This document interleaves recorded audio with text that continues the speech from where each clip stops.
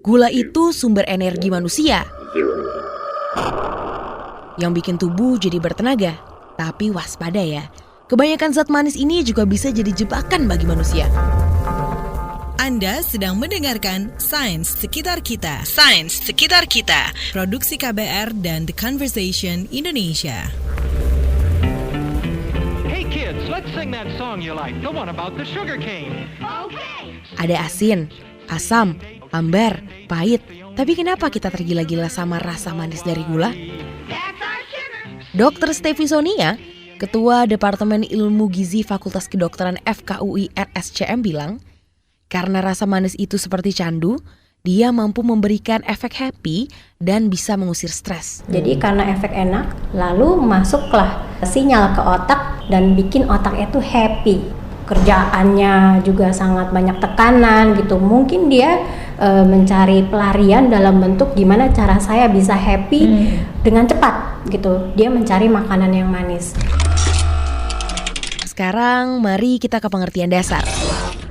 Gula adalah sumber karbohidrat, sama seperti kentang, biji, umbi, atau nasi. Dia termasuk zat esensial buat tubuh manusia yang menghasilkan tenaga agar berdaya dan buat kerja. Bersama dengan lemak dan protein, dia adalah zat yang banyak dibutuhkan tubuh. Istilahnya makronutrien. Sampai sini tak ada soal, tapi yang ini nih yang jadi masalah. Gula itu kan karbohidrat rantai pendek gitu. Dia itu sudah hampir siap untuk diserap.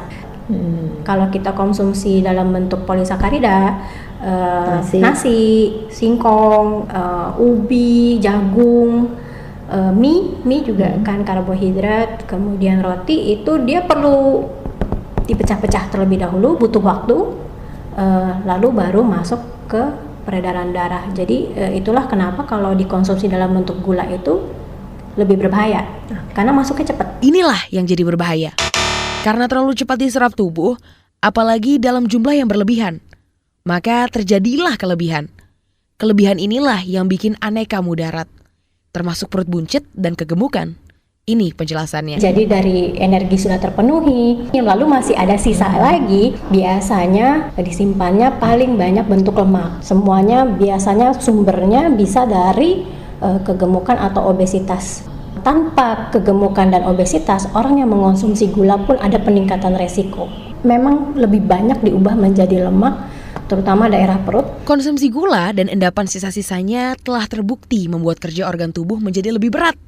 Dalam jangka panjang, endapan ini juga merusak dan berbahaya. Dia terutama di liver, di hati, dia bikin perlemakan hati, berarti ada penurunan fungsi hati juga.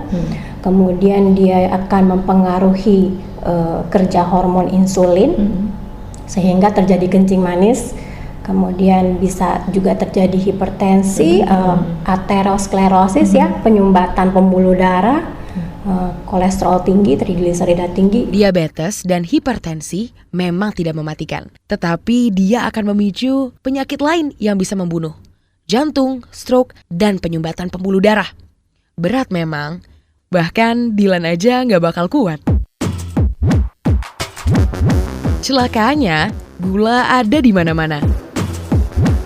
Rata-rata satu kotak minuman, misalnya teh kemasan, entah itu botol, entah itu dalam kemasan karton, satu porsi biasanya 20-an gram gula. Minuman sereal yang biasanya kita buat sarapan itu, separuh kandungannya adalah gula. Kecap, antara 50-70% gula. Gula kelapa. Selai aneka rasa, dari 14 gram per takaran saji, 8 gramnya adalah gula, alias lebih dari separuhnya. Minuman coklat juga, dari 30 gram, berat satu saset, 16 gramnya adalah gula. Itu artinya lebih dari separuh juga kan? Seloyang pizza atau sesaji pasta, 30 gramnya adalah gula. Bahkan si madu dan sari kurma yang disebut-sebut punya sejuta manfaat, menyimpan sekitar 70% gula dalam cairan kentalnya. Gula tetap boleh dinikmati, tapi jumlah mesti dibatasi. Intinya sesedikit mungkin lah, gula tambahan.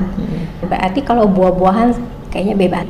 Tetapi gula tambahan, gula ekstraksi tadi itu sesedikit mungkin ada batasannya dari WHO itu 10% dari asupan energi yang kalau rata-rata untuk perempuan itu sekitar 3 sendok makan, 35 gram sehari.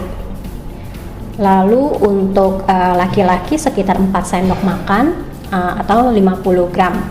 Lebih baik lagi kalau setengahnya, jadi 5%, di bawah 5% akan lebih optimal lagi, berarti 1,5 sendok makan untuk perempuan, 2 sendok makan untuk laki-laki. Mudah kan? 35-50 gram, 3-4 sendok makan gula dalam sehari. Cek labelnya dan ingat-ingat porsi maksimalnya. Niscaya jebakan gula bisa kita hindari. Sains Sekitar Kita. Sains Sekitar Kita. Produksi KBR dan The Conversation Indonesia.